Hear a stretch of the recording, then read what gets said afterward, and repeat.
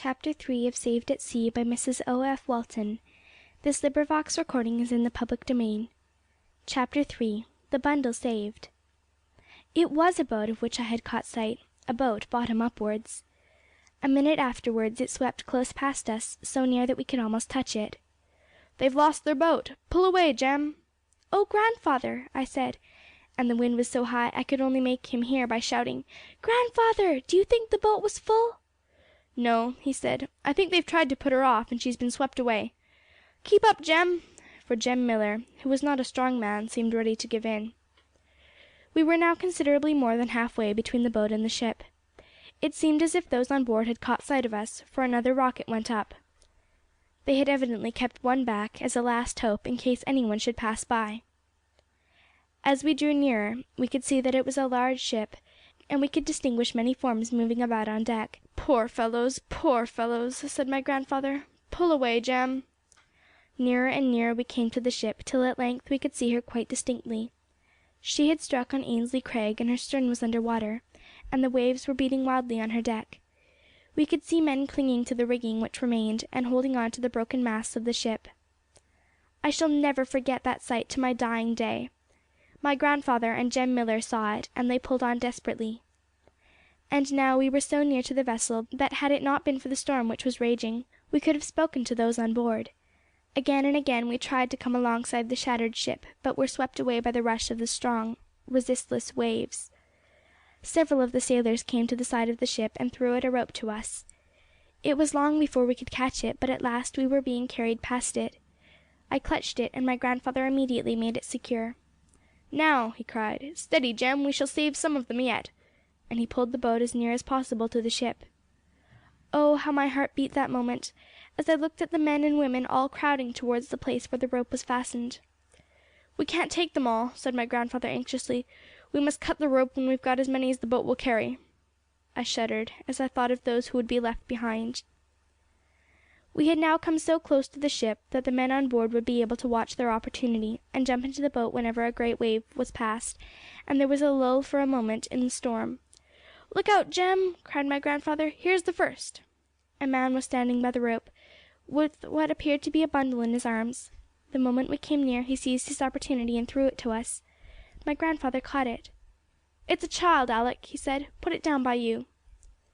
I put the bundle at my feet, and my grandfather cried, "Now another, quick, my lads!" But at this moment Jem Millar seized his arm. "Sandy, look out!" he almost shrieked.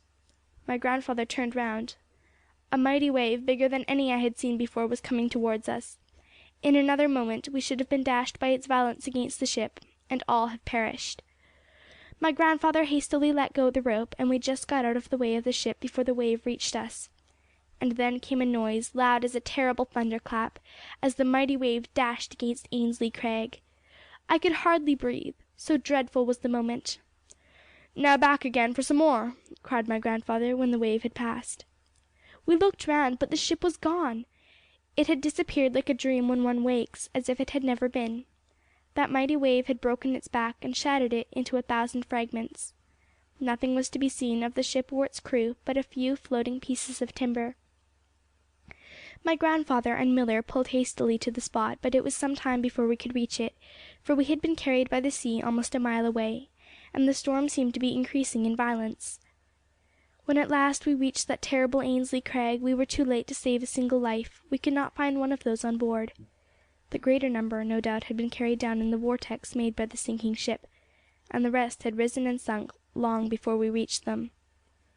For some time we battled with the waves, unwilling to relinquish all hope of saving some of them. But we found at last that it was of no use, and we were obliged to return. All had perished, except the child lying at my feet. I stooped down to it, and could hear that it was crying, but it was so tightly tied up in the blanket that I could not see nor release it. We had to strain every nerve to reach the lighthouse.